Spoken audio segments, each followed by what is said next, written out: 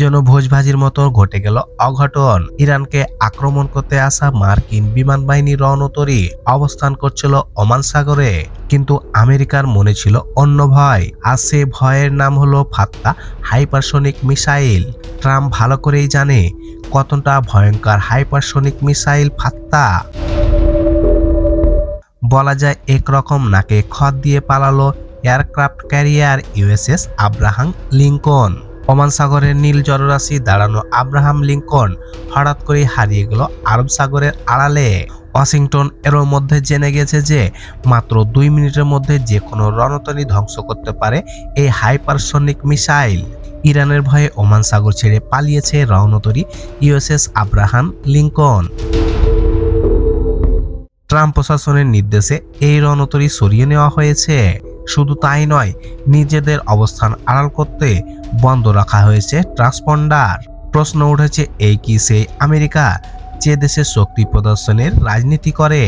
কারণ একটাই, Iran Oman সাগরে যে অবস্থানে ইউএসএস আব্রাহাম লিঙ্কন মোতায়েন করা ছিল, সেখান থেকে মাত্র 2 মিনিটে অর্থাৎ 120 সেকেন্ডে এই সময়ের মধ্যে আঘাত হানতে সক্ষম ইরানের ব্রাহ্মস হাইপারসনিক মিসাইল ফাত্তা।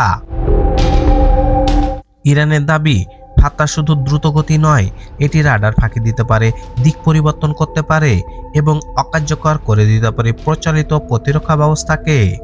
এই বাস্তবতা ভালো করেই জানে ডোনাল্ড ট্রাম্প প্রশাসন, তাই যত গর্জন তত বর্ষণ নাই।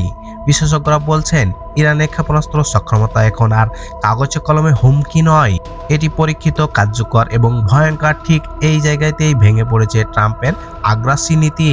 টুইটার আর বক্তৃতার বাইরে এসে বাস্তব যুদ্ধে নামার সাহস দেখাতে পারেনি ওয়াশিংটন।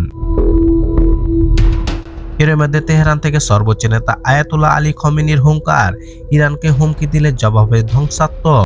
এই বক্তব্যকে হালকাভাবে নেয়নি পেন্টাগন, বরং তার প্রতিফলন দেখা গেছে নৌবহরের নীরব প্রস্থানে।